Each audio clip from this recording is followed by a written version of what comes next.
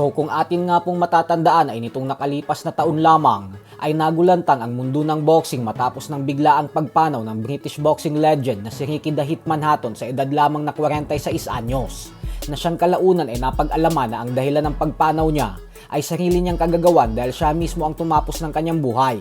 Subalit itong linggo nga lamang po ay ibinalita ng Yahoo na ibinunyag umano sa kanila ng anak ni Hatton na si Campbell Hatton na sinubukan din itong tapusin ng kanyang buhay ng 2 beses nang dahil sa depresyon. Paliwanag ni Campbell na pumasok daw siya sa rehab nang dahil sa nalulung na siya sa masasamang bisyo at isa na siyang addict. Hindi daw kasi madali ang pinagdadaanan niya nang dahil sa nakalipas lang umano na 6 na buwan ay 4 na mga mahal niya sa buhay ang pumanaw. Kaya ang ginawa niya umano ay ang mag-addict at lumaklak ng alak upang matakasan ng lungkot at problemang hinaharap niya. At dito niya na umano sinubukang tapusin ang buhay niya, hindi lang isa at bagkus 2 beses niya pa daw itong ginawa. Giit ni Hatton na ito daw kasi ang naisip niyang paraan upang matapos na ang lahat ng pinagdadaanan niya.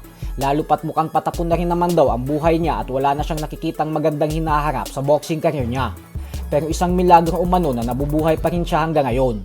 Kaya nang malaman niya umano na wala na ang kanyang ama, ay dito niya nakita ang dahilan na kailangan niya pa daw lumaban. Ito umano ang nagbigay ng liwanag sa kanya upang makabangon at muling mabuhay ng mapayapa. Dahil panigurado umano na ginagabayan na siya ngayon ng kanyang ama at gusto siyang makitang maging masaya at matagumpay sa buhay.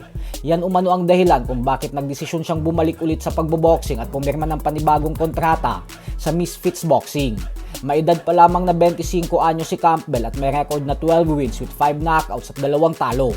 Ang 2 talo niya ay nanggagaling kay James Flint sa huling 2 laban niya noong taong 2024. Ang kanyang layunin umano ngayon ay maging proud ang kanyang ama. Sa kabilang banda naman mga idol ay matapos nga pong ulanin ng batikos ang ating pambato na si WBO #1 super bantamweight contender Carla Martin sa huling laban niya. Nang dahil sa magtataho daw ang hinarap nito at sa isang basketball court lang ang venue, ay magandang balita nga po para sa ating mga Pinoy boxing fans dahil ibinunyag po nito na isang malaking laban na daw ang susunod niyang laban, kung saan i-aanunsyo niya umano ito ngayong buwan ng Hulyo. Sa ngayon ay wala pa pong may ideya kung sino ang kalaban at saan ito gaganapin. Pero dahil sinabi niya na isang malaki at bigating laban ito, kaya abangan na lang po natin ang kanyang announcement. Posible din na sa Amerika naganapin ang kanyang susunod na laban. Samantala, nagpakita naman nga po ng napakataas na respeto ng bagong Unified Junior Middleweight Champion na si Jeremy Boots Ennis sa tinalo niyang si Sander Sayas. Ayon kay Ennis ay isang tunay na kampyon at mandirigma daw talaga si Sayas. Dahil umano sa matinding laban nila ay nabigyan nila ng kasiyahan ng mga fans ng boxing.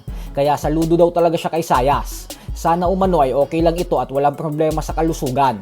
Kasi naniniwala daw siya na babalik ng mas malakas at mas delikadong fighter si Sayas. So hanggang dito na lang po muna tayo mga idol. Sports Talk PH